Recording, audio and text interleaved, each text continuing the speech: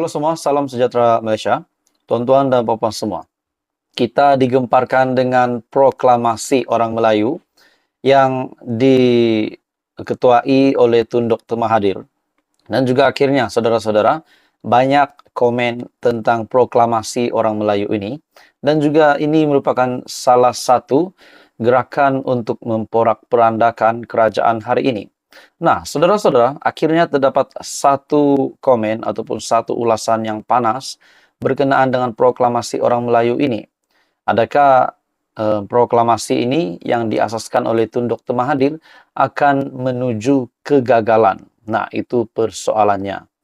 Proklamasi Melayu menuju lesu, bakal gagal sebagaimana Tun Mahathir ditolak pada PRU 15 lalu. Walau apa jua hujah yang cuba disimpang siurkan.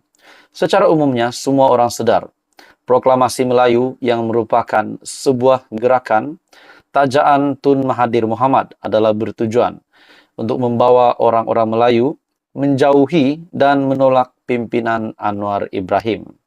Meski proklamasi itu dikatakan bertujuan memperjuang dan membela nasib orang Melayu, realitinya orang Melayu yang terancam ketika ini hanyalah mereka yang tidak berada di luar kerajaan, lantaran tiada lagi kuasa dan ditolak pengundi sehingga hilang deposit pada PRU lalu.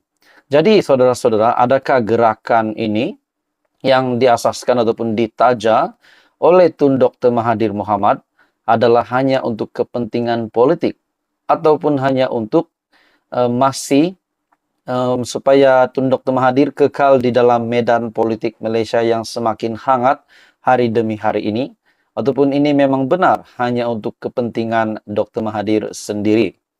Disebabkan pada PRU 15, beliau telah kalah teruk bahkan hilang wang deposit.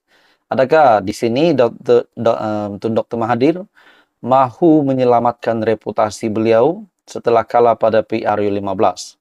Ataupun memang proklamasi ini adalah memang untuk orang Melayu? Di dalam sebuah artikel, orang Melayu masih aman dan baik-baik saja kerana kerajaan dan kepimpinan kerajaan masih dipegang secara majoriti oleh pemimpin Melayu. Lebih daripada itu, sejak Anwar memegang jawatan Perdana Menteri, tiada elemen atau tindakan yang menggugat kedudukan orang Melayu pernah dilakukan. Jadi, nak perjuangkan nasib Melayu apalagi? Menoleh ke belakang pula, Tun Mahathir yang kini memperjuangkan Melayu.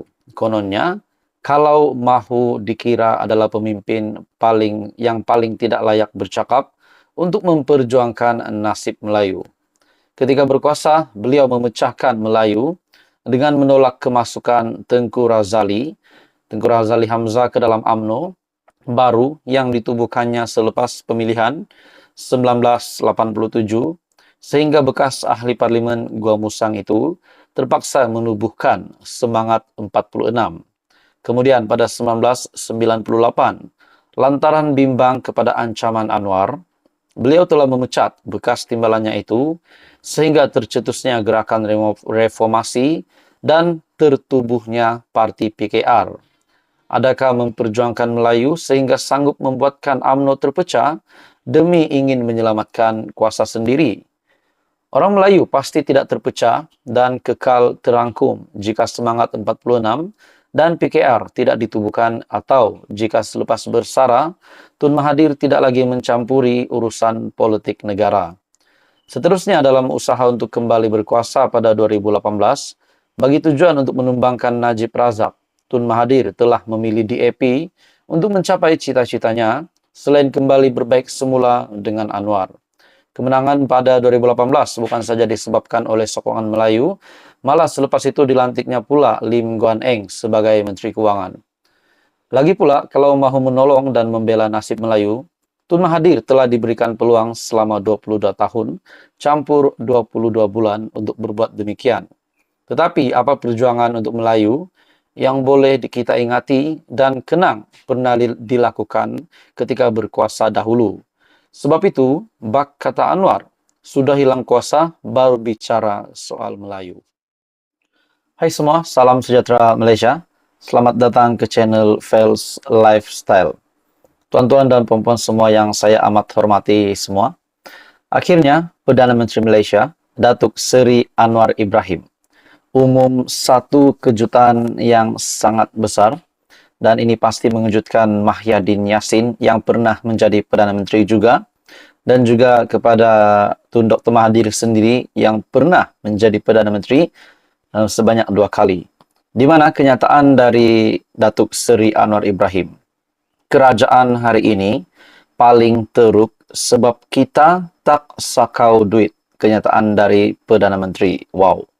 Saudara-saudara, tuan-tuan dan puan-puan semua, kenyataan dari Perdana Menteri ini sudah pasti satu kenyataan yang pasti mengejutkan kerajaan yang dulu, terutamanya kepada Dr. Mahathir sendiri dan juga kepada Mahyadin. Saudara-saudara, dalam sebuah artikel, Perdana Menteri Datuk Seri Anwar Ibrahim secara sinis berkata bahawa kerajaan perpaduan yang dituduh sebagai kerajaan paling teruk dalam sejarah negara oleh pembangkang kerana berjaya membuktikan tidak berlaku budaya menyakau duit rakyat. Beliau berkata, dalam tempoh 6 bulan memerintah negara, arahan telah dikeluarkan bahawa segala tender perlu diurus dengan teratur, tidak mengambil apa-apa komisen, tanah, saham atau balak daripada pihak tertentu. Malah, katanya, rekod itu dapat dipegang sehingga sekarang. Ada pemimpin pembangkang yang kata, Perdana Menteri dan kerajaan hari ini adalah paling teruk dalam sejarah. Nah, saudara-saudara, tuan-tuan dan puan-puan semua, adakah anda setuju dengan kenyataan Perdana Menteri Malaysia, Datuk Seri Anwar Ibrahim, bahawa kerajaan hari ini adalah kerajaan paling teruk kerana tidak menyakau duit rakyat? Namun realitinya kerajaan hari ini adalah kerajaan yang antara Perdana Menteri Malaysia yang mampu menjaga kestabilan bagi saya berkenaan dengan menyakau duit rakyat, menyakau duit di dalam kerajaan itu, di mana tidak berlaku pada kerajaan hari ini adalah satu perkara yang paling best, satu perkara yang paling baik yang untuk didengar oleh seluruh rakyat Malaysia berbanding dengan kerajaan yang lama. Dan bagi saya ini pasti kejutan besar kepada Mahyadin. Teruk sebabnya kita tidak sakau duit dan tidak zalim serta menindas mana-mana kalangan, malah kita telah menambah peruntukan untuk Kerajaan Negeri Sembilan, Kedah, Perlis, Kelantan dan Terengganu. Hadir sama di mana ketika ucapan Perdana Menteri pada Majlis Rumah Terbuka Negeri Sembilan, Majlis Rumah Terbuka Malaysia Aidilfitri Kerajaan Negeri Sembilan dan Malaysia Madani di Majlis Bandaraya pada Ahad.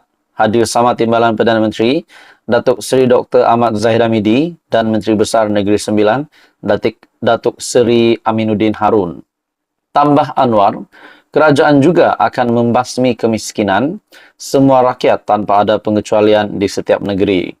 Selain itu, beliau sekali lagi mencabar mana-mana pihak yang mendakwa mempunyai sokongan cukup bagi menumbangkan kerajaan perpaduan untuk membawa usul itu ke sidang parlimen bulan ini. Silakan, kita akan bertempur di parlimen dan tengok siapa yang ada kekuatan. Jika tidak riuh rendah, bisik sana dan sini, 126 dan 114, kita akan bagi laluan dan saya tidak akan gantung parlimen dan darurat kerana saya nak matikan keluh kesal soal ketidakstabilan politik negara ini. Jadi kenyataan Perdana Menteri Malaysia sangat-sangat besar hari ini.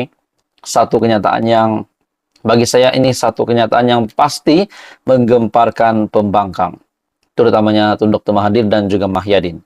Jadi saudara-saudara, teruskan bersama di dalam channel ini untuk info yang seterusnya.